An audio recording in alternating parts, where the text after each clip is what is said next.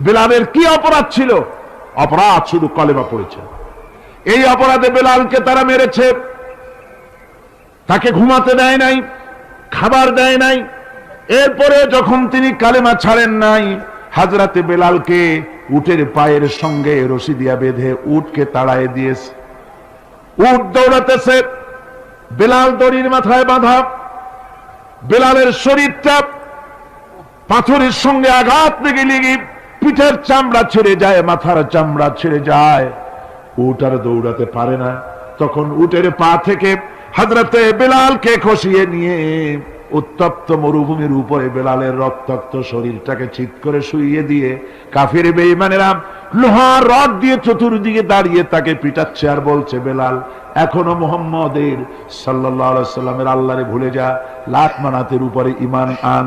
এমন কঠিন সময়ের ভিতরে হযরতে বেলাল একটা আঙ্গুল উঁচু করে বলছেন, আহাদ আহাদ আহাদ, লা ইলাহা ইল্লাল্লাহ, লা ইলাহা ইল্লাল্লাহ, লা ইলাহা ইল্লাল্লাহ।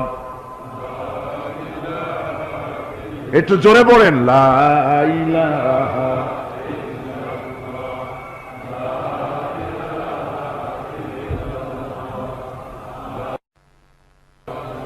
লা ইলাহা ইল্লাল্লাহু মুহাম্মাদুর রাসূলুল্লাহ। আমার ভাইরা, ওরা হযরতে খাব্বাবকে বেঁধেছে, খুঁটির সাথে বেঁধে চতুর্দিক থেকে তীর নিক্ষেপ করছে, তরবারি মারতেছে, শরীরের গোশত টুকরা টুকরা হয়ে পড়তেছে।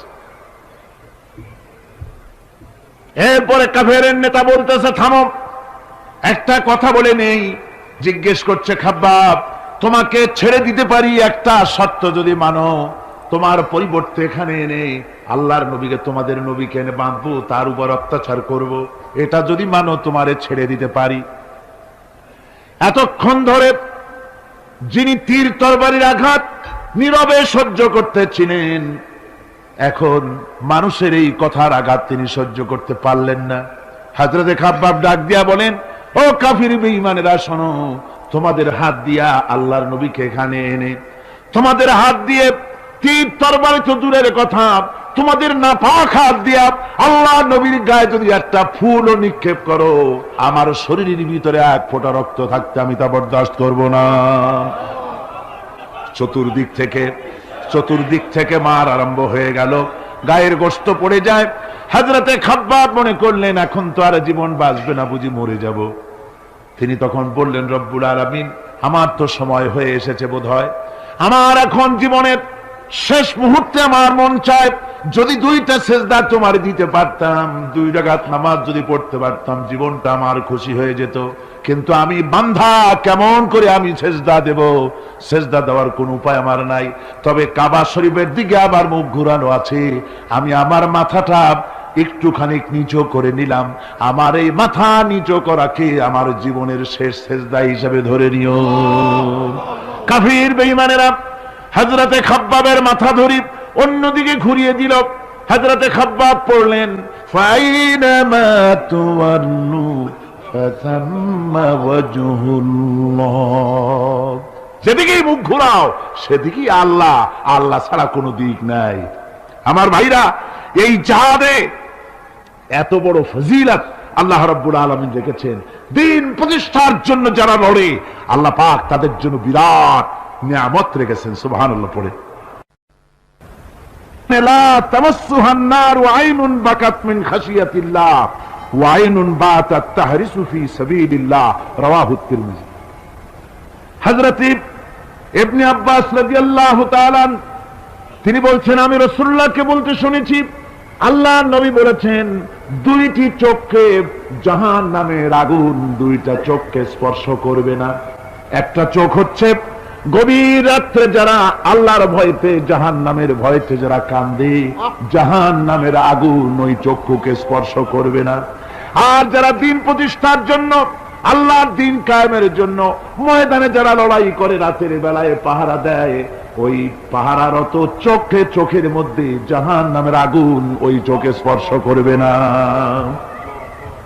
আমার ভাইরা, হযরত উসমান রাদিয়াল্লাহু তাআলা আনহু বলছেন, মান রাবাতা লাইলাতান ফি সাবিলিল্লাহ কানাত কাআলফি লাইলাতিন সিয়ামুহা ওয়া কিয়ামুহা। হাজার রাত ধরে রোজা রাখলে, হাজার রাত ধরে ইবাদত করলে, আর হাজার দিন ধরে রোজা রাখলে যে সওয়াব হবে, একটা ঘন্টা একটা রাত যদি কেউ পাহারা দেয় আল্লাহর দ্বীনকে প্রতিষ্ঠার জন্য, আল্লাহর দ্বীনের কোন ইসলামী রাষ্ট্রের প্রহরায় যদি কেউ যদি থাকে, একটা রাতে পাহারা দিয়ে দিলে সওয়াব হবে হাজার হাজার বছর ধরে নামাজ রোজা করে ওই সওয়াব পাওয়া যাবে না। সুবহানাল্লাহ। অর্থাৎ হাজার বছর ধরে নামাজ রোজা করার মতোই সওয়াব পাহারা দেওয়া আল্লাহর দ্বীনের ইসলামের রাষ্ট্রকে। বন্ধুগণ, রাসূল পাক সাল্লাল্লাহু আলাইহি ওয়াসাল্লাম তিনি বলেছেন, কিয়ামতের দিন জাহান্নামের আগুন আর জিহাদের ময়দানের ধুলি, এই দুটি একসঙ্গে কোন মানুষের পেটের মধ্যে প্রবেশ করবে না। রাসূল পাক সাল্লাল্লাহু আলাইহি ওয়াসাল্লামের একটি হাদিস যা মিশকাত শরীফের মধ্যে বর্ণিত আছে। মিশকাত শরীফের সম্ভবত 336 পৃষ্ঠায় এই হাদিসটি বর্ণনা করা হয়েছে যে হযরত ইবনে আইস রাদিয়াল্লাহু তাআলা আনহু হচ্ছেন এই হাদিসের রাবী। তিনি বলছেন, একবার হুজুর সাল্লাল্লাহু আলাইহি ওয়াসাল্লাম এক ব্যক্তির জানাজায় গিয়ে উপস্থিত হলেন। হযরত ওমর রাদিয়াল্লাহু তাআলা আনহু তখন হুজুরকে বললেন, হে রাসূল, আপনি এই লোকটার জানাজা পড়বেন? এই লোক তো ইসলামের এই ক্ষতি করেছে, সেই ক্ষতি করেছে, অমুক করেছে, এই লোকটার আপনি জানাজা পড়বেন? হুজুর তখন উপস্থিত লোকদের জিজ্ঞেস করলেন, হাজিরিন, তোমরা কি কেউ এই লোকটাকে কোন ইসলামের ভালো কাজ করতে দেখেছো? একজন লোক দাঁড়িয়ে গেলেন, তিনি বললেন, হে আল্লাহর নবী, আমি সাক্ষী, আমি দেখেছি। একটা মুজাহিদ বাহিনী জিহাদ করে ফিরতে ছিল, তো এক জায়গায় তারা ডেরা গাড়লো, শিবিরে স্থাপন করলো রাত কাটাবে বলে। আমি দেখেছি এই লোকটি সারা রাত সেই মুজাহিদদেরকে, সাহাবীদেরকে সারা রাত জেগে জেগে পাহারা দিয়েছে। আল্লাহর নবী জানাজার ইমামতি করলেন, আর এরপরে তাকে কবরের মধ্যে মাদফুন করে দিয়ে নবীজি তার কবরের পাশে দাঁড়িয়ে বললেন, ইন্না আসহাবাকা ইয়াজুন্নুনা আন্নাকা মিন আহলিন নার ওয়া আনা আশহাদু আন্নাকা মিন আহলিল জান্নাহ। নবীজি বলছেন, ও কবরবাসী, তোমার সাথীরা মনে করে তুমি জাহান্নামী, আর আমি নবী মুহাম্মদ সাল্লাল্লাহু আলাইহি ওয়াসাল্লাম সাক্ষী দিচ্ছি তুমি বেশক আল্লাহর বেহেশতি, তুমি অবশ্যই আল্লাহর জান্নাতে যাবে। এরপর হযরত ওমরের দিকে ফিরে রাসূলুল্লাহ বললেন, ওমর, মানুষের শুধু বাহ্য দৃশ্যটাই দেখো না, তার অন্তরের জজবাটাকেও কদর করো। সুবহানাল্লাহ। এই জিহাদের ময়দানে যারা কাজ করে, জান দেয়, মাল দেয়, আল্লাহ পাক তাদের উপরে রহম করেন। এই জিহাদ হচ্ছে এক অগ্নি পরীক্ষা। এই জিহাদটা কি? অগ্নি পরীক্ষা। এমনি এমনি বেহেশতে যাওয়া যাবে না ভাই। আল্লাহ রাব্বুল আলামিন কোরআনে কারীমের মধ্যে বলেছেন, আহাসিবান নাসু আইয়ুতরাকু আইয়াকুলু আমান্না ওয়া হুম লা ইফতানুন। লোকেরা কি ভেবেছে নাকি যে ঈমান এনেছি এই কথাটা বললি আমি বেহেশত দিয়ে দিব, মুমিন বলে সার্টিফাই করব? না, যখনই তারা বলবে আমি মুমিন, আমি তখন তাকে অবশ্যই পরীক্ষা করব, এই পরীক্ষায় তাকে পাশ করতে হবে। কোরআনে কারীমে আল্লাহ রাব্বুল আলামিন অনেক জায়গায় এই কথাগুলি বলেছেন। এমনি এমনি ছেড়ে দেওয়া হবে না। আমি অতীতের লোকদেরকেও পরীক্ষা করেছি, তোমাদেরকেও পরীক্ষা করব। পরীক্ষা না দিয়ে কেউ তোমরা বেহেশতে যেতে পারবে না। এই জমিনে তোমাদের আগুনের পরীক্ষা দিতে হবে। পয়গম্বরেরা কষ্ট করেছেন, সাহাবায়ে কিরাম কষ্ট করেছেন। আল্লাহ রাব্বুল আলামিন তিনি বলছেন, আম হাসিবতুম আন তাদখুলুল জান্নাতা ওয়া লাম্মা ইয়াতিকুম মাসালুল লাযীনা খালাউ মিন ক্বাবলিকুম মাসাতহুমুল বাসাউ ওয়াদ-দাররাউ ওয়া যুলজিলু হাত্তা ইয়াকুলার রাসূলু والذين معه متى نصر الله ألا إن نصر الله قريب। আল্লাহ রাব্বুল আলামিন বলেন, তোমরা কি মনে করেছো যে তোমরা বেহেশতে প্রবেশ করবে, অথচ তোমাদের পূর্বে যারা এই পৃথিবীতে এসেছিল তাদেরকে আমি যেমন পরীক্ষা করেছি ওরকম পরীক্ষা এখনো তোমাদের উপরে আসে নাই, ওরকম বিপদও আসে নাই, মুসিবতও আসে নাই। এমন বিপদ এসেছিল নবীদের উপরে, সাহাবায়ে কিরামদের উপরে, যে বিপদে মানুষ জর্জরিত হয়ে গিয়ে নবী এবং তার সাথী সঙ্গীরা এ কথা তারা মুখ থেকে বেরিয়ে গেছে, মাতা নাসরুল্লাহ, আয় আল্লাহ তোমার মদত কখন আসবে, তোমার মদত কখন আসবে, মার খেতে খেতে তো শেষ হয়ে গেলাম। এইভাবে যখন মার আসে চতুর্দিক থেকে আর মুমিনেরা ময়দানে পা জমায় টিকে থাকে দিন প্রতিষ্ঠার জন্য, আল্লাহ তখন খুশি হয়ে এক সময় ঘোষণা করে দিবেন, আল্লাহ ইন্না নাসরাল্লাহি করিব, আর দেরি নাই, আমার মদত আমার সাহায্য তোমাদের জন্য অবধারিত। সুবহানাল্লাহ। আমার ভাইরা, বিষয়টা সহজ নয়। শুধু দুইটা সেজদা দিয়া, শুধু তাহাজ্জুদের কিছু নামাজ পড়িয়া আল্লাহর জান্নাতে যাওয়া এত সহজ নয়, রাস্তা খুব কঠিন, রাস্তা খুব। ये शहादत गाहे उल्फत में कदम रखना, ये शहादत गाहे उल्फत में कदम रखना, लोग समझते हैं आसान है मुसलमान होना।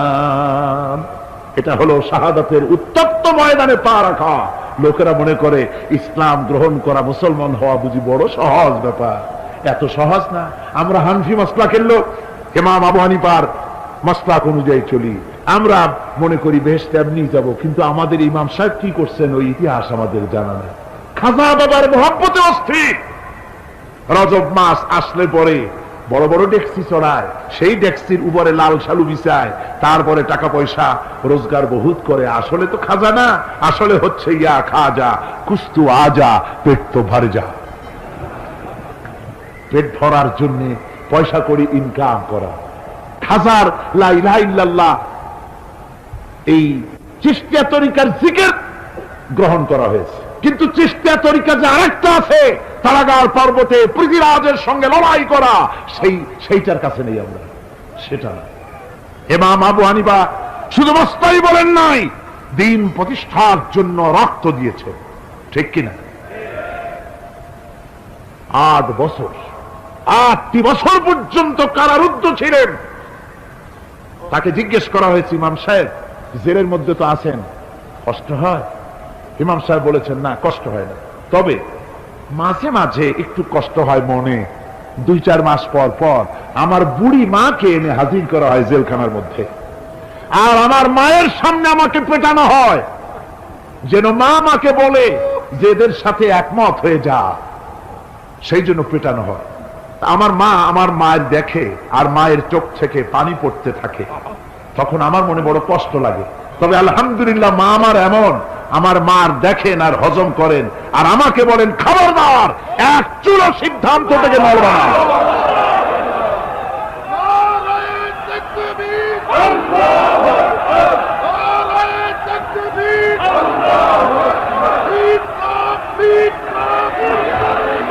আমার ভাইরা, ইমাম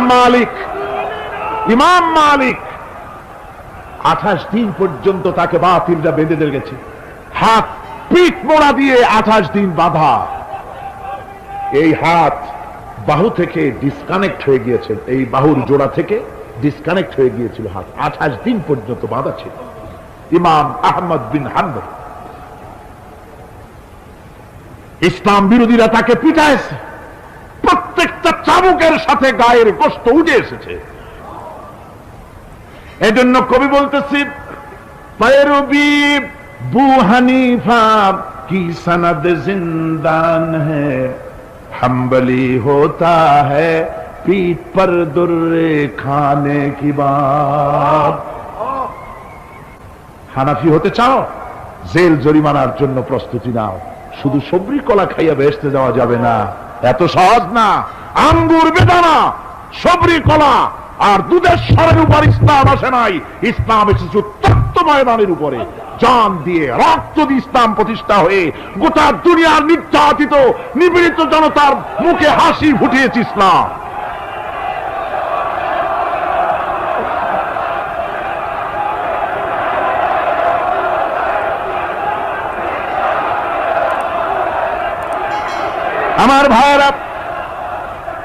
এই জিহাদ যখন শুরু হয়ে যাবে, মুসলমানেরা যখন আল্লাহর দয় বিধান কায়েমের জন্য যখন লড়াইয়ের ময়দানে যখন ঝাঁপায়া পড়বে, সে ময়দানে যদি তাদের অস্ত্র কম থাকে, জনসংখ্যা কম থাকে, আল্লাহ রাব্বুল আলামিন ওয়াদা করেছেন ওয়া কানা হাক্কান আলাইনা নাসরুল মুমিনিন।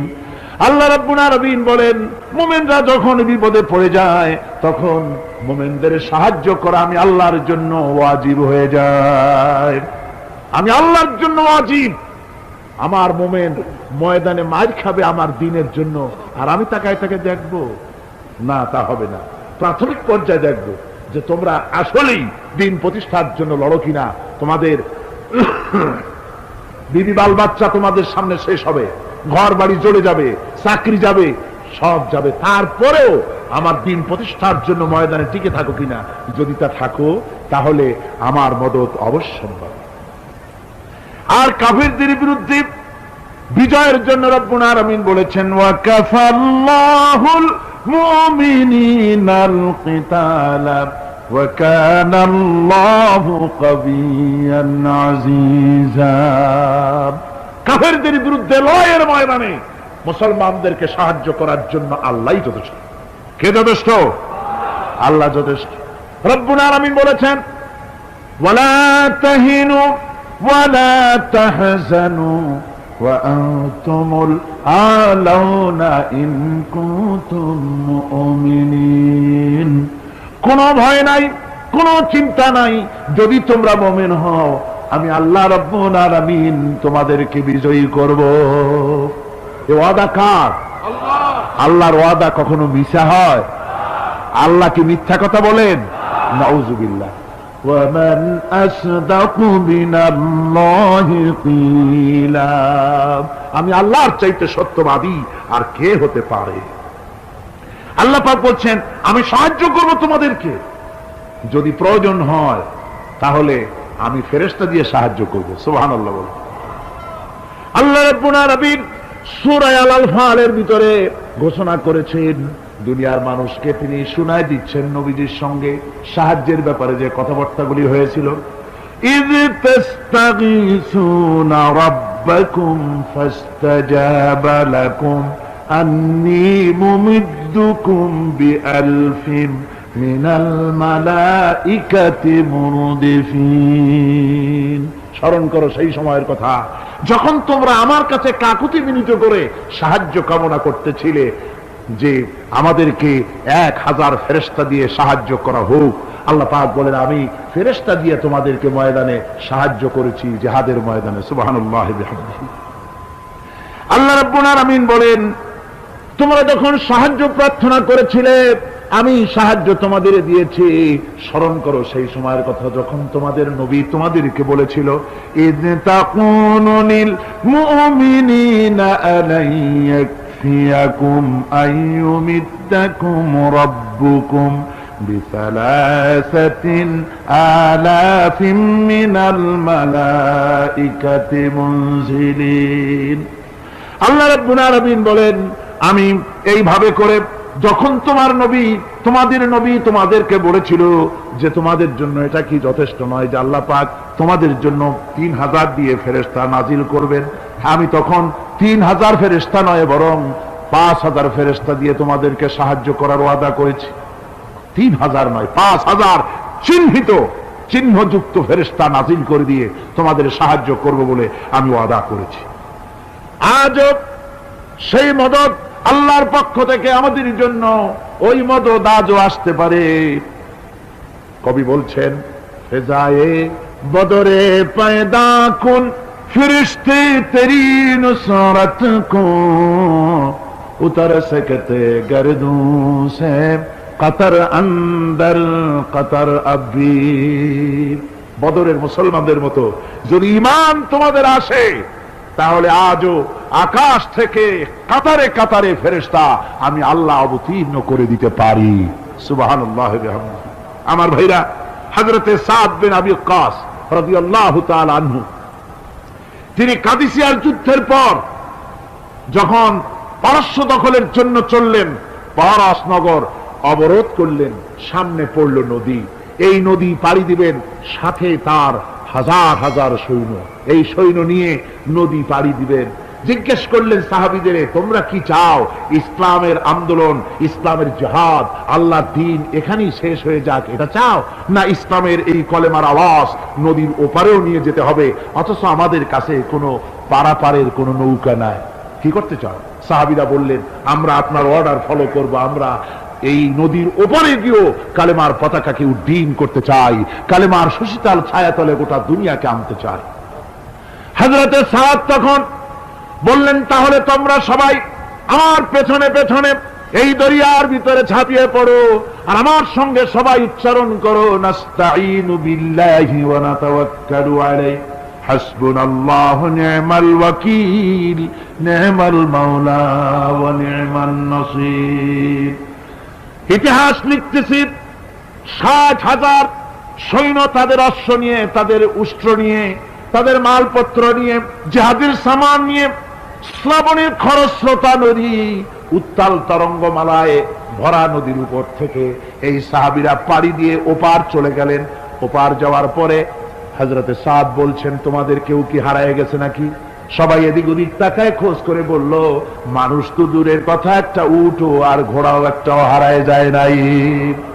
একজন বলল, আমার একটা পেয়ালা, যে পেয়ালা আমি পানি পান করতাম, সেই পেয়ালাটা তুফানে ছিটকে কোথায় চলে গেছে, ওইটা হারায় গেছে। হযরতে সাদ বলেন, মুজাহিদের কোন জিনিস দরিয়া নিতে পারে না, অবশ্যই তা ফেরত আসবে। এই কথা তিনি বলতেছিলেন, হঠাৎ করে দরিয়ার কিনারে একটা আওয়াজ হলো, দেখা গেল তুফানের ভিতরে সেই হারানো বাটিটা তাদের মধ্যে ফিরে এসেছে। আল্লাহু আকবার। মুজাহিদদেরকে সাহায্য করেন স্বয়ং আল্লাহ রাব্বুল আলামিন। আফ্রিকার জঙ্গলের কাছে ভিন্ন ইতিহাস, জঙ্গলের কাছেই মুসলমানদেরকে থাকতে দেওয়া হয়েছিল। মনে করা হয়েছিল জঙ্গলের সমস্ত হিংস্র প্রাণীরা এই মুসলমানদের শেষ করে দেবে, যুদ্ধ করা লাগবে না। হযরতে সাদ যে অবস্থা বুঝতে পারলেন, তিনি একটা মঞ্চ তৈরি করলেন। সেই মঞ্চের উপরে দাঁড়ায় জঙ্গলের প্রাণীদের দিকে লক্ষ্য করে তিনি নোটিশ জারি করে দিলেন, বললেন, ইয়া আইয়াতুহাল হাশারাতু ওয়াস-সিবাউ নাহনু আসহাবু রাসূলুল্লাহ সাল্লাল্লাহু আলাইহি ওয়াসাল্লাম। হে জঙ্গলের হিংস্র প্রাণীরা, আমরা আল্লাহ রাসূলের সাহাবী, ফাইন্না নাজিলুনা ফামান ওয়াজাদনা বাদাহু কাতালনাহু। আমরা রাসূলের সাহাবী, এইখানে আল্লাহর দ্বীনকে কায়েম করার জন্য আমরা এসেছি, আল্লাহর কলেমার আওয়াজ নিয়ে আমরা এখানে রাত কাটাবো। সুতরাং এই জঙ্গলের ভিতরে হিংস্র প্রাণী যত আছো, সব আমাদের এই জায়গা ছেড়ে অন্যত্র চলে যাও। আফ্রিকার জঙ্গলি মানুষেরা চিন্তা করলো, মানুষের কথা কি জঙ্গলি প্রাণীতে শোনে না, কে পাগলে কয় কি? তারা তাকায় তাকায় দেখলো, হযরতে সাদের এই ঘোষণার পরে বাঘের কাতারে বাঘ, সিংহের কাতারে সিংহ, সাপের কাতারে সাপ, যার যার ডিম আর বাচ্চাগুলি মুখে কামড়াইয়া সাহাবীদের এলাকা ছেড়ে দিয়ে তারা অন্যত্র চলে গেল। আমার মুসলমান ভাইরা, এই ছিল মুসলমানদের ইতিহাস। দ্বীন প্রতিষ্ঠা করার কাজে মুসলমান এগোলে আল্লাহই মদত করেন। কে মদত করেন? বিশ্বকবি, কবি সম্রাট আল্লামা ইকবাল রহমতুল্লাহ আলাইহি বলেছেন, দস্ত দস্ত है दरिया भी न छोड़े हमने, दस्त दस्त है दरिया भी न छोड़े हमने, बर जुल्मत पे दौड़ा दिए घोड़े हमने। আমরা সেই মুসলমান, প্রান্তর তো প্রান্তর, আমরা দরিয়ার খরস্রোতা উত্তাল তরঙ্গের উপর থেকে ঘোড়া দাবড়িয়ে আফ্রিকার ভূখণ্ডে কালেমার পতাকা আমরা উড্ডীন করেছি। আমরা সেই মুসলমান।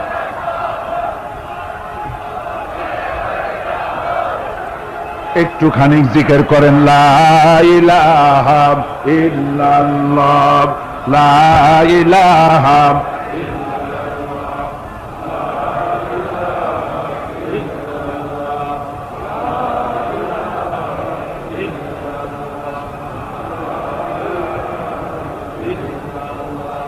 লা ইলাহা ইল্লাল্লাহু মুহাম্মাদুর রাসূলুল্লাহ। সমুদ্রের ঢেউকে, দাজলা নদীর ঢেউকে আল্লামা ইকবাল স্মরণ করে দিচ্ছেন, ও দরিয়ার ঢেউ, ऐ मौज जजला तू भी पहचानती है हमको, अब तक है तेरा दरिया अफसाना हमारा। হে টাইগ্রিসের উত্তাল উত্তাল তরঙ্গমালা, নিশ্চয় তোমার ভুলে যাওয়ার কথা নয় যে তোমার উপর থেকেই আমরা দরিয়া পার হয়ে ওপারে গিয়ে কালেমার পতাকা উড্ডীন করেছিলাম। আমরা সেই মুসলমান, আজ ইসলামী চেতনা হারায়া আমরা আজকে দুনিয়ার মধ্যে সবচেয়ে লাঞ্ছিত, পদদলিত, হেয় প্রতিপন্ন জাতিতে পরিণত হয়েছি। আমার ভাইরা, মহাকবি, বিশ্বকবি, কবি সম্রাট আল্লামা ইকবাল রহমতুল্লাহ আলাইহি সুন্দর করে বলেছেন, মুসলমানদেরকে লক্ষ্য করে বলেছেন, ঘোষণা করো, বাতিলদেরকে জানায়া দাও, আমরা মাথা নত করার জাতি নই। আমরা মাথা নত করার জাতি? ভারত আজ আমাদের দিকে চোখ রাঙায়, ভারত চোখ রাঙায় তাকায় আমাদের দিকে, দুনিয়ার অনেকেই আমাদের দিকে চোখ রাঙায়। বিশ্বকবি আল্লামা ইকবাল বলেছেন, বাতিল সে দবনে ওয়ালে আয়ে আসমান হি হাম, बातिल से दबने वाले आए आसमान ही हम, सो बर कर चुका है तू इम्तिहान हमारा। বাতিলের সামনে মাথা নত করার জাতি আমরা নই। ওই আকাশ সাক্ষী, এই জমিন সাক্ষী, আমরা মাথা দিয়েছি কিন্তু মাথা নত করি নাই, শির দিয়েছি আমামা দেই নেই, সে জাতি আমরা। সুবহানাল্লাহ ওয়া বিহামদিহি। সেই জাতি আজ দুনিয়ার বুকে লাঞ্ছিত, পদদলিত হচ্ছে। কারণ কি? কারণ হচ্ছে একমাত্র এই যে আমরা আমাদের জীবনের উদ্দেশ্য ভুলে গিয়েছি। আমার ভাইয়েরা, আল্লাহর এই রাস্তায়, আল্লাহর এই দিন প্রতিষ্ঠার জন্য লড়াই হবে, জেহাদ হবে।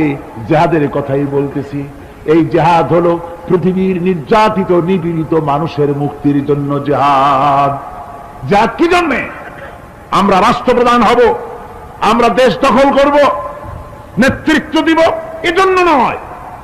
আমরা জেহাদ করব মানুষকে, মানুষের তৈরি করা মতবাদ, নির্যাতন থেকে, জুলম থেকে, অত্যাচার থেকে মানুষকে বাঁচাবার জন্য, মানবতা, নিগৃহীত নির্যাতিত মানবতার মুখে মুক্তির হাসি ফুটাবার জন্য আমরা করব লড়াই। সেই লড়াইয়ে এগিয়ে আসতে হবে তরুণদেরকে। কাদেরকে? জোরে বলতে হবে, কাদেরকে?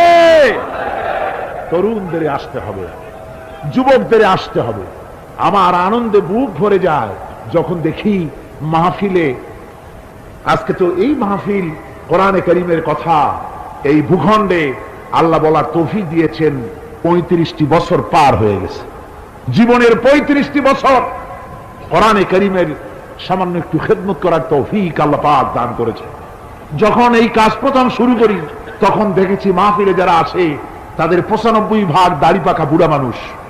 কিন্তু দিন যত যেতে লাগলো, দিন যত যেতে লাগলো, 71 পার হয়ে গেল, 72, 73, 74 এলো, আস্তে আস্তে দেখা গেল চিত্র উল্টে গেল। আজ মসজিদে তরুণদের জন্য জায়গা পাওয়া যায় না। যারা মসজিদে যায় সব তরুণ, যারা আগে হজে যেত সব বুড়া মানুষ, পাপ করার আর কোনো বয়স নাই, তখন যাইতো হজ করতে। এখন আলহামদুলিল্লাহ তরুণেরা যায় হজ করতে বেশিরভাগ। আজকের মাহফিল দেখুন, দাঁড়ায় দেখতে বলি নাই, জায়গায় বসে আর ডাইনে বা একটু তাকায় দেখেন কারা বেশি, দাড়ি পাকা না যুবক?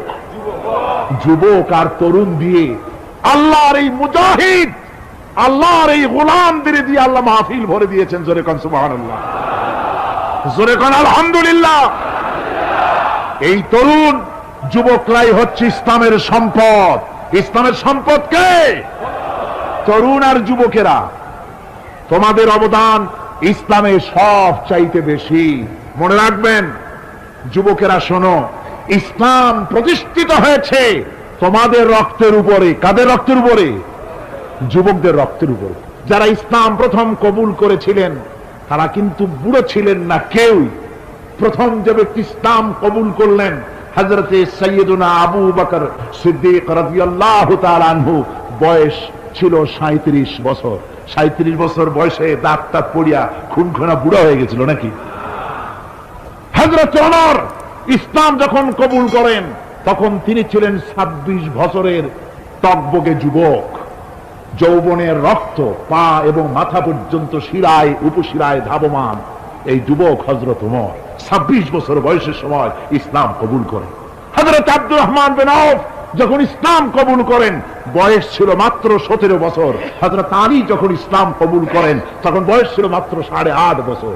তোমাদের মতো তরুণেরা যুবকেরাই সর্বপ্রথম কলেমার পতাকা ধারণ করে রাসূলকে সাহায্য করেছিল। সুবহানাল্লাহ।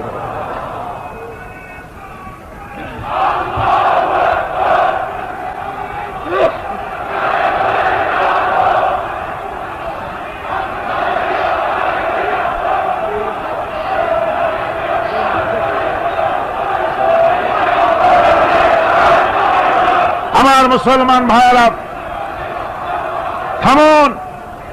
আমার ভাইয়েরা,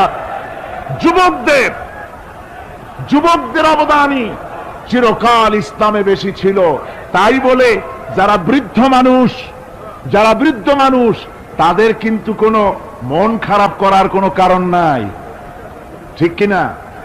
যেহেতু আমরা যারা বয়সের প্রান্তে এসে গেছি আমরাও ওই যৌবন কালটা পেরিয়ে এসেছি, ঠিক কিনা?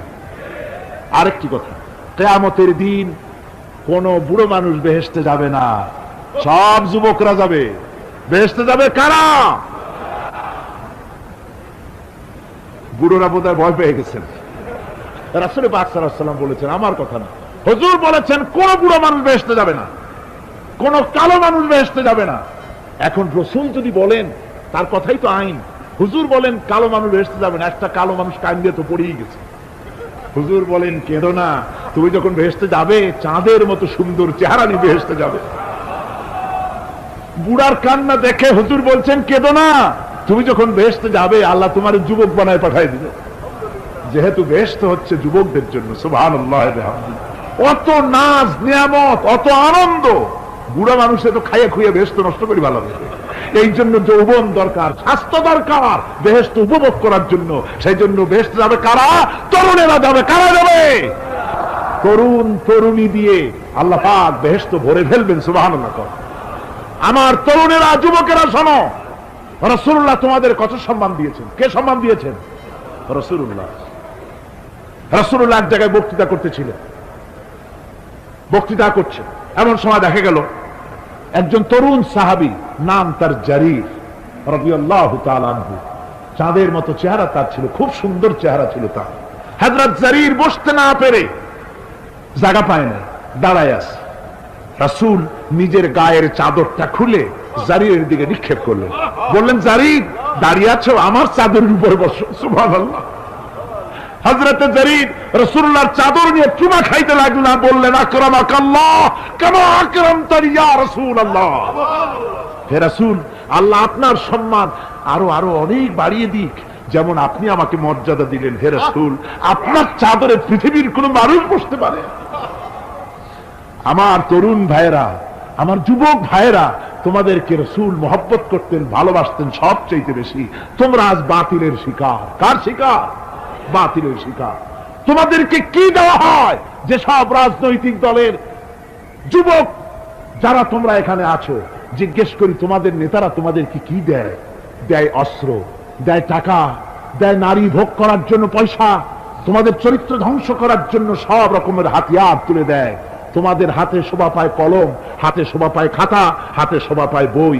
বই খাতা কলমের পরিবর্তে তোমাদের নেতারা তোমাদের হাতে তুলে দেয় স্ট্রেন গান, তুলে দেয় হেরোইন, তুলে দেয় টাকা।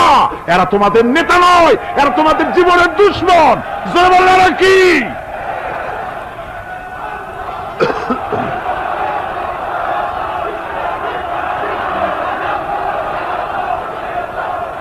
আমার যুবক ভাইয়েরা, আমার কলেজ ইউনিভার্সিটির ছাত্র ভাইয়েরা, একটুখানি মাথা খাটায় চিন্তা করো। তোমার নেতারা যারা ঢাকা থেকে আসে বা এখানে বাস করে, ওই নেতারা যখন রাজনৈতিক প্রোগ্রাম করতে আসে তখন কি একবারের জন্য তোমাদেরকে বলে, ও ছেলেরা তোমরা কি নামাজ ঠিক মতো পড়ো কিনা? বলে এই যে রোজা আসতেছে, খবরদার বাবারা তোমরা রোজা রেখো, এরকম কথা বলে নাকি? তোমার ওস্তাদদের সম্মান করো, এ কথা বলে নাকি? বরং টাকা দেয়, পয়সা দেয়, যে শিক্ষক তোমার মতের উল্টা করবে ঠ্যাঙ্গাইয়া জনমের মতো টাইট করে দিবা, ঠিক কিনা? তোমার নেতারা কি কোনোদিন বলে নাকি, ও আমার সংগঠনের ছেলেরা মা বাপের খেদমত করবে, মা বাপের সম্মান করবে, খবরদার মা বাপের সঙ্গে বেয়াদবি করবে না, সন্ত্রাস করবে না, অস্ত্রবাদী করবে না, মানুষকে কষ্ট দিবে না, এমন কোন কথা বলে না? আমার যুবকেরা শোনো, ওরা টাকা দিয়ে, অস্ত্র দিয়ে, পয়সা দিয়ে, মদ দিয়ে ওরা নিজেদের ক্ষমতা টিকায় রাখার জন্য তোমাদেরকে লাঠির মতো ব্যবহার করে। সুতরাং আজকে তরুণদেরকে বুঝতে হবে, তরুণেরা ভালো করে বোঝো, তোমরা রাসূলের সৈনিক।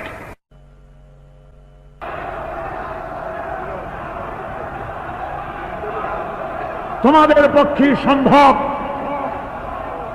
বসুন, আমি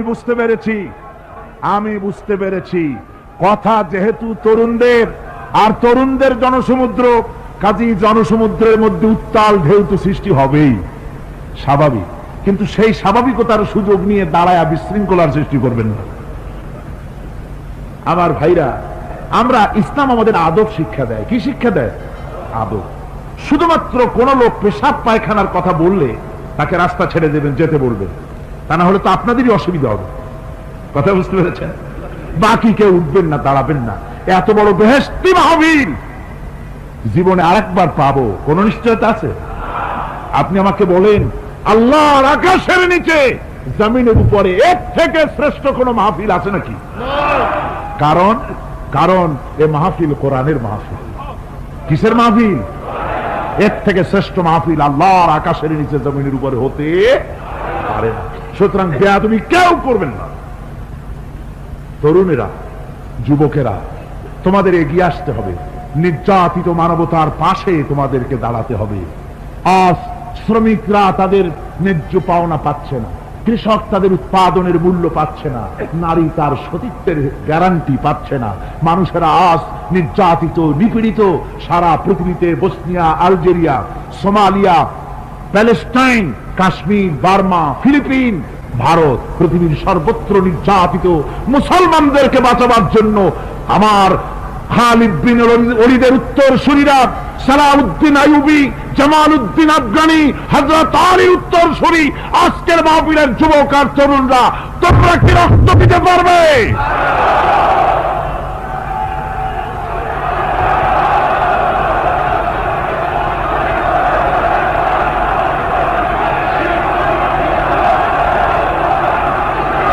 আমার মুসলমান যুবকেরা, আল্লাহর রাস্তায় রক্ত দিলে তার অবস্থা কি হবে শোনো। আল্লাহ রাব্বুল আলামিন বলেছেন, ওয়ালা তাকুলু লিমান ইউকতালু ফি সাবিলিল্লাহি আমওয়াত বাল আহইয়াউ ওয়ালাকিন লা তাশউরুন। আল্লাহ রাব্বুল আলামিন বলেন, আমার রাস্তায় যারা নিহত হয়েছে, আমার রাস্তায় যারা জীবন দিল, ওরা মরে গেছে এই কথা তোমরা বলো না, ওরা জিন্দা। ওরা কি? আমার রাস্তায়, আমার দিন প্রতিষ্ঠার জন্য, মানবতার মুখে হাসি ফুটাবার জন্য, নির্যাতিত মানবতার গোলামীর জিনজির থেকে তাদেরকে বাঁচাবার জন্য সংগ্রাম করতে গিয়ে যারা জীবন দিল, ওরা মরে নাই, ওরা জিন্দা। ওরা কি? জিন্দা। আল্লাহ পাক বলেন, ওরা জিন্দা তোমরা জানো না, আমার কাছ থেকে তারা রিজেক্ট প্রাপ্ত হয়। যারা শহীদ হয়, শাহাদাতের কথা শুনে যাদের ভয় লাগে, অস্ত্রের খোঁচা খায়া, গুলি খায়া, বায়োনেট খায়া, ড্যাগারের গুতা খায়া মরা, জানি কত যন্ত্রণা। নবীজি বলতেছেন, আন আবি হুরায়রা রাদিয়াল্লাহু তাআলা আনহু আন্না রাসূলুল্লাহ সাল্লাল্লাহু আলাইহি ওয়াসাল্লাম মা ইয়াজিদু শাহীদু মিন মাসিল কাতল কামা ইয়াজিদু আহাদুকুম মিন মাসিল কারছা। তিরমিজি ও নাসাই। আল্লাহ নবী বলেছেন, হযরত আবু হুরায়রা হাদিসটি বর্ণনা করেছেন, নবীজি বলেছেন শাহাদাতের মওত হলো তোমাদের কেউ যদি আরেকজনকে একটা চিমটি কাটে, ওই চিমটি কাটায় যতটুকু যন্ত্রণা, শাহাদাতের মওতের এর চাইতে বেশি কিছু যন্ত্রণা নয়। শাহাদাতের মওতটা হচ্ছে একটা সেতু। এটা কি সেতু? এটা ব্রিজ। এপারে দুনিয়া, ওপারে আল্লাহ। সুবহানাল্লাহ ওয়া বিহামদি। মরার সাথে সাথে দিদার ইলাহি নসিব হয়ে যাবে। সুবহানাল্লাহ। সাহাবায়ে কেরাম, আপনি চিন্তা করেন, তাদের মা বাবা বিবি বাল বাচ্চা সন্তান সবকিছুকে ফেলে রেখে আল্লাহ দ্বীনের জন্য রক্ত দিতে পেরেছেন। কি কারণে? জীবনকে তাদের কাছে তুচ্ছ মনে হয়েছে। এই জীবন জীবন নয়, ওই জীবনই তো সবচেয়ে সেরা জীবন, যে জীবনে আমার মাওলা আমার উপরে খুশি হয়ে যাবে। সুবহানাল্লাহ। আমার মাবুদ আমার উপরে খুশি হয়ে যাবে, ওইটা হচ্ছে সবচেয়ে নিয়ামতের মওত। এই জন্য হুজুর সাল্লাল্লাহু আলাইহি ওয়াসাল্লাম বলেছেন, কেউ যদি শাহাদাতের তামান্না করে দিল থেকে, সে যদি তার বিছানায়ও মরে, আল্লাহ পাক ওটাকে শাহাদাত হিসেবে ধরে নেবে। হযরত ওমর রাদিয়াল্লাহু তাআলা আনহু দোয়া করতেন, আল্লাহুম্মা রযুকনি শাহাদাতান ফি সাবিলিক ওয়াজআল মাউতি ফি বালাদি রাসূলিক। আয় আল্লাহ, তুমি দয়া করে মেহেরবানি করে আমাকে শাহাদাতের পেয়ালা পান করাও। শাহাদাতের মওত সবচেয়ে নিয়ামতের মওত। কিয়ামতের দিন এই শহীদ তার আত্মীয় স্বজনের ব্যাপারে 70 জন লোকের ব্যাপারে আল্লাহর কাছে সুপারিশ করার মতো পাওয়ার লাভ করবে। শহীদ ভাইরা, এই শাহাদাত নসিব হওয়ার জন্য তামান্না আমাদের দিলের মধ্যে থাকা উচিত। আল্লাহ দ্বীন প্রতিষ্ঠার জন্য প্রয়োজনে আমরা জান দিব, মাল দিব। পারবো না? পারবো কিনা? আমার ভাইরা, আব্দুল উজ্জা মক্কা শরীফে বাড়ি, 20 বছরের যুবক, কলিজার মধ্যে সবসময় চায় এতিম মানুষ, বাপ মারা গেছে একেবারে ছোট অবস্থায়, খুব গরিব। চাচা তাকে বড় করেছে, চাচা তাকে ঘর দিয়েছে, বাড়ি দিয়েছে। বুখারীর হাদিস, বুখারী শরীফ এসেছে। বাড়ি ঘর জায়গা জমি সোনা দানা টাকা পয়সা উট ঘোড়া সব দিয়েছে, প্রতিষ্ঠিত করে দিয়েছে। কিন্তু আব্দুল উজ্জা শান্তি পায় না। রাসূল পাক সাল্লাল্লাহু আলাইহি ওয়াসাল্লাম দ্বীনে দাওয়াত দিচ্ছেন, মন চায় তাওহীদের এই সুরা সেও পান করে, কিন্তু চাচার ভয়তে পারে না। মনটা চাচ্ছে, আহা, চাচা যদি ইসলাম কবুল করতো তাহলে আমার জন্য ব্যাপারটা সহজ হয়ে যেত। এভাবে চিন্তা করতেছে। হঠাৎ একদিন রাসূল পাক সাল্লাল্লাহু আলাইহি ওয়াসাল্লাম হিজরত করলেন। এরপরে আব্দুল উজ্জার ধৈর্যের বাঁধ ভেঙে গেল। আব্দুল উজ্জা গিয়ে বলছে, চাচা, মুহাম্মদ সাল্লাল্লাহু আলাইহি ওয়াসাল্লামের নাম তো নিশ্চয়ই শুনেছেন। বলে, হ্যাঁ শুনেছি। তিনি যে ইসলামের দাওয়াত দেন, ওইটা আপনার কাছে কেমন লাগে?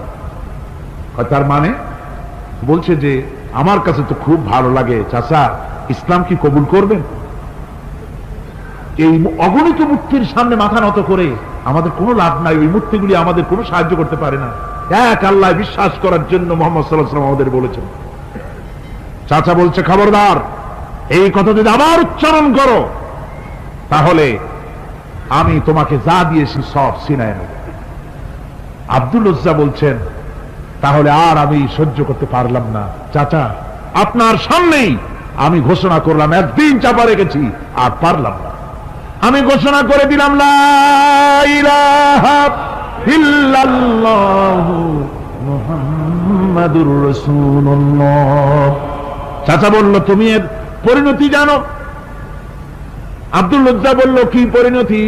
চাচা বলতেছি, এই কলেমা পড়ার কারণে আমি তোমাকে যা দিয়েছিলাম, ঘোড়া দিয়েছি, উট দিয়েছি, বাড়ি দিয়েছি, সব আমি তোমার কাছ থেকে ছিনাইলাম, সব ফেরত দিতে হবে।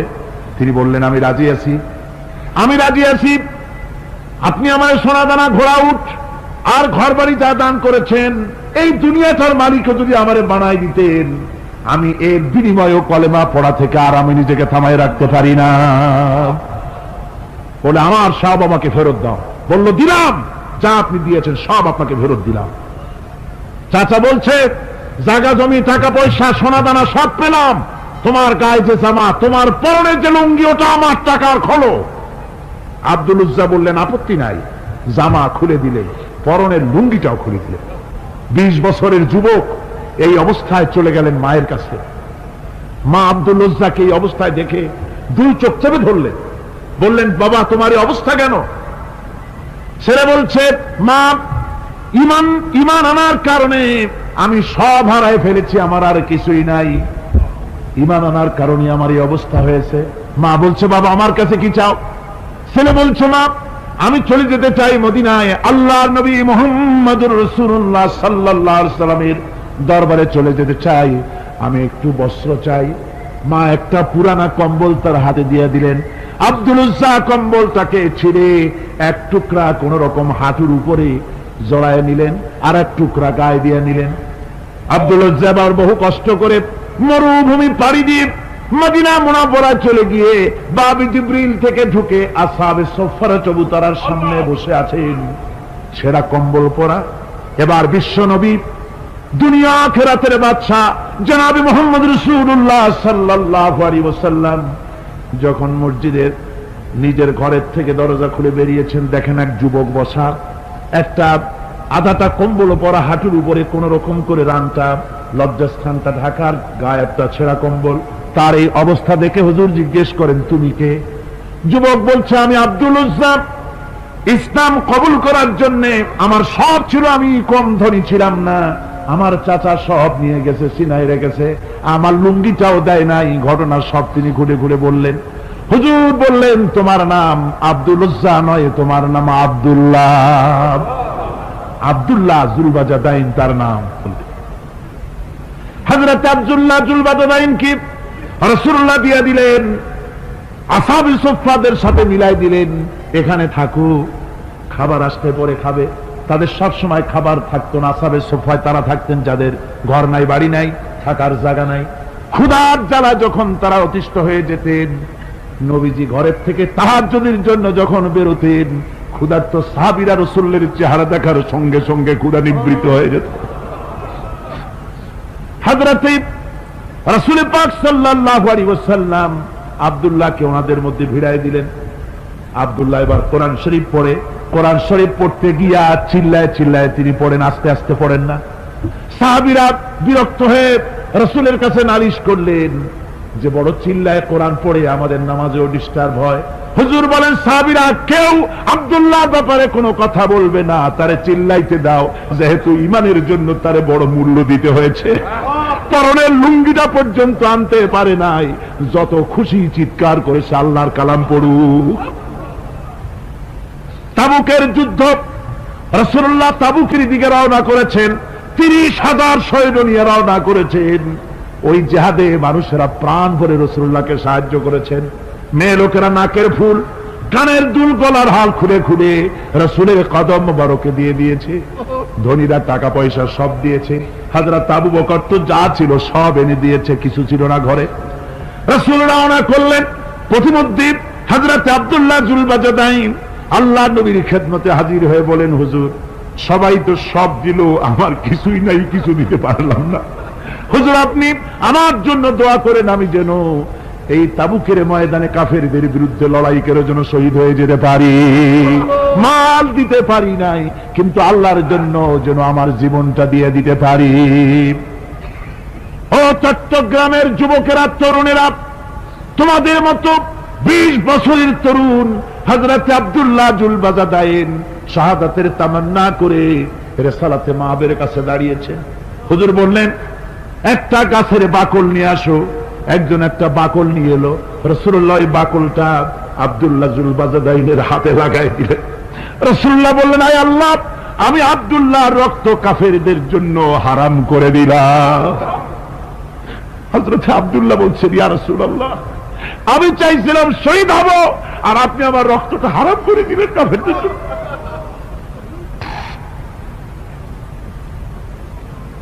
আল্লাহ নবী বলেন, আব্দুল্লাহ রে, কোন চিন্তা করো না, তোমার মৃত্যু যদি জ্বরেও হয়, আল্লাহ রাব্বুল আলামিন তোমার শাহাদাতের দরজা দিয়ে দিবেন। তাবুকের প্রান্তরে চলে গেলেন। কয়েকদিন ওই তাবুকের ময়দানে থাকায় রাসূলের কাছে খবর এলো আব্দুল্লাহ মারাত্মক জ্বরে আক্রান্ত হয়ে ইন্তেকাল করেছেন।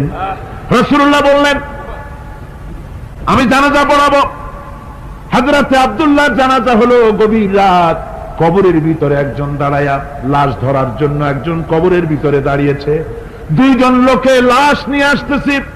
হযরতে বেলাল আলো উঁচু করে দাঁড়ায় ধরে আছে, অন্ধকার রাত, কবরের ভিতরে একজন দাঁড়ানো, লাশ নিয়ে এসেছে দুজনে, কবরের ভিতরে যিনি দাঁড়ানো তিনি বলছেন, এই লাশকে তোমাদের ভাইকে আদবের সাথে কবরে রাখো। কবরের মধ্যে যিনি দাঁড়ানো তিনি আর কেউ নয়, বিশ্বনবী মুহাম্মদুর রাসূলুল্লাহ সাল্লাল্লাহু আলাইহি ওয়াসাল্লাম।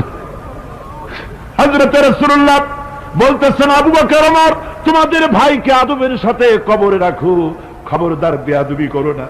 কবরের মধ্যে আল্লাহ নবী আব্দুল্লাহ জুলবাজাদাইনকে নিজ হাতে শোয়ায় দিয়া কবরের উপরে পাথর বিছিয়ে দিয়ে নবীজি বললেন, রব্বুল আলামিন, আজকের এই সন্ধ্যা পর্যন্ত আমি আব্দুল্লাহর প্রতি রাজি ছিলাম, তুমিও আব্দুল্লাহর প্রতি সন্তুষ্ট হয়ে যাও। হযরত ইবনে মাসউদ রাদিয়াল্লাহু তাআলা আনহু বলেন, আমি চিৎকার মেরে কেঁদে কেঁদে বললাম, আল্লাহ, আজকে যদি এই কবরে আব্দুল্লাহ না হয়ে আমি হতাম, আমার কিসমতটা ভালো হয়ে যেত। যুবকেরা, ও তরুণ মুসলমানেরা, তোমরাই রক্ত দিয়ে ইসলাম কায়েম করেছো। কে কায়েম করেছে ইসলাম? মুসলিম তরুণেরা, মুসলিম যুবকেরা, তোমাদের অবদান সব চাইতে বেশি। আজ আজ মুসলমান যুবকদের চরিত্র নাই, মদ, জুয়া, জেনা, ব্যভিচার করে করে সর্বনাশ করে দেওয়া হলো। সরকারি ভাবে, বেসরকারি ভাবে, বিভিন্ন ভাবে যুবকদেরকে মিসগাইড করার জন্য মদ দেওয়া হয়, টাকা দেওয়া হয়, অস্ত্র দেওয়া হয়, সব দিয়ে যুবকদের চরিত্র নষ্ট করা হচ্ছে। অথচ যুবক হচ্ছে একটা জাতির মেরুদণ্ড। জাতির কি মেরুদণ্ড? এই মেরুদণ্ডকে ঘুণে ধরেছে, এই মেরুদণ্ড নষ্ট করার ব্যবস্থা করা হয়েছে। আমার মুসলমান ভাইয়েরা, হাদিস থেকে শোনো, বদরের প্রান্তরে যুদ্ধ হবে, রাসূলুল্লাহ সাহাবায়ে কিরামদেরকে রেডি করেছেন, কিন্তু এই যুদ্ধটা বড় মারাত্মক, এই জিহাদ বড় মারাত্মক। জিহাদ হবে, চাচার বিরুদ্ধে ভাতিজা জিহাদ করবে, বাপের বিরুদ্ধে সন্তান অস্ত্র ধারণ করবে, ভাইয়ের বিরুদ্ধে ভাই অস্ত্র ধারণ করবে। কোন জায়গা? বদর। কোন জায়গায়? বদর। মক্কা থেকে যারা আসতেছে সব চাচা, ভাই, মামু, খালু, এরা আসতেছে। আপন আপন লোকেরা আপন লোকের বিরুদ্ধে অস্ত্র ধারণ করবে। এটা কি সহজ? কোন এটা কি সহজ? রাসূলুল্লাহ যুদ্ধের কথা মানুষকে বুঝাচ্ছেন, একটু ইতস্তত করছেন। হযরত রাসূল পাক সাল্লাল্লাহু আলাইহি ওয়াসাল্লাম যুদ্ধের কথা সাহাবায়ে কিরামদের সামনে পেশ করতেছেন আর একটু ইতস্তত করতেছেন। এই কঠিন যুদ্ধে সাহাবীরা কিভাবে মেনে নেবে? রাসূলের মনের অবস্থা বুঝতে পেরে হযরত মিকদাদ রাদিয়াল্লাহু তাআলা আনহু, বর্ষিয়ান সাহাবী, তিনি দাঁড়ায় গেলেন। তিনি দাঁড়ায় বলছেন, ইমদি বিনা ইয়া রাসূলুল্লাহ হাইসু মা তাশা। হে রাসূল, আপনি আমাদেরকে নিয়ে চলুন, আল্লাহ যেদিকে আপনাকে যেতে বলে, হাইসু মা তাশা আয় হাইসু মা আমারাকাল্লাহ, যেদিকে আল্লাহ আপনাকে যেতে বলেন আমাদেরকে নিয়ে আপনি সেদিকে চলেন। ইন্না লা নাকুলু লাকা কামা ক্বালা বানু ইসরাঈল লিমূসা আলাইহিস সালাম, ইযহাব আনতা ওয়া রাব্বুকা ফাকাতিলা ইন্না হাহুনা কাঈদুন। আমরা মুসা আলাইহিস সালামের উম্মতের মতো বলবো না যে, হে মুসা, তুমি আর জিবরাইল আর তোমার আল্লাহ যুদ্ধ করো, আমরা ঘরে বসে আরাম করি। এই কথা আমরা বলবো না হুজুর। বাল ইযহাব আনতা ওয়া রাব্বুকা ফাকাতিলা ইন্না মাকুমা মুকাতিলুন। হে রাসূল, বরং আমরা বলবো, আপনি যুদ্ধ করুন, আপনি আমাদের নিয়ে চলুন, আমরা লড়বো আপনার সাথে কাফেরদের বিরুদ্ধে, ততক্ষণ পর্যন্ত লড়বো মা দামাত আইনুম মিন্না তাতাররাফ। ও রাসূল, যতক্ষণ আমাদের চোখের একটা পাতাও নড়ে ততক্ষণ আপনার সাথে আমরা লড়বো। সুবহানাল্লাহ। মানে জীবন যতক্ষণ আছে আপনার সাথী হয়ে কাফেরদের বিরুদ্ধে লড়তে থাকবো। হুজুর খুব খুশি হয়ে গেল। হুজুর কি হলেন? দারুণ খুশি হয়ে গেল। আল্লাহর নবী খুশি হয়ে বললেন, ও সাহাবীরা, তোমাদের মানসিক অবস্থা যখন এই, কুবু বিনা ইলা জান্নাতিন, জান্নাতুন আরদুহা কারদিস সামাওয়াতি ওয়াল আরদ। ও সাহাবীরা, তোমাদের মানসিকতা যখন এমন, তখন আমার সাথে তোমরা দাঁড়াও, আমার সাথে ওঠো, আমার সাথে চলো জান্নাতের দিকে। রাসূলুল্লাহ বলছেন, আমার সাথে চলো বেহেশতে। কোন বেহেশত? এমন বেহেশত যে বেহেশতের বিশালতা আর প্রশস্ততা ওই বিশাল আকাশ আর জমিনের চাইতেও বেশি। এই বিরাট জান্নাতের দিকে চলো আমার সাথে। ফাকামা উমাইর বিন হামাম ওয়া কানা ইয়াকুলু তামার। যুবকেরা, তোমাদের মতো তরুণ, তোমাদের মতো এক যুবক যার নাম উমাইর, তিনি দাঁড়িয়ে গেলেন, হাতে ছিল খোরমা, খোরমা খাচ্ছিল।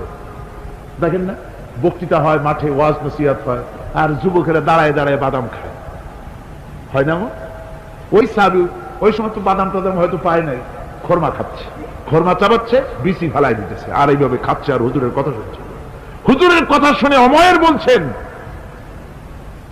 বাহ বাহ। এটা একটি আঞ্চলিক শব্দ, এর অর্থ হচ্ছে আয় মা আযমাহু ওয়া মা আহসানাহু। হে রাসূল, আপনি কত সুন্দর কথা বললেন, আপনি কি বিশাল কথা বলেছেন, কত বড় কথা বলেছেন। জিহাদ করলে, জান দিলে এমন বেহেশত পাবো, জান্নাতুন আরদুহা কাআরদিস সামাওয়াতি ওয়াল আরদ, যে বেহেশতটা হবে ওই বিশাল আকাশের চাইতে বিস্তীর্ণ, এমন বেহেশত পাবো। ওয়াল্লাহি লাউ কুনতু হাইয়ান হাত্তা আকুলাহুন্না ইন্নাহা লাহায়াতুন তাওয়িলা।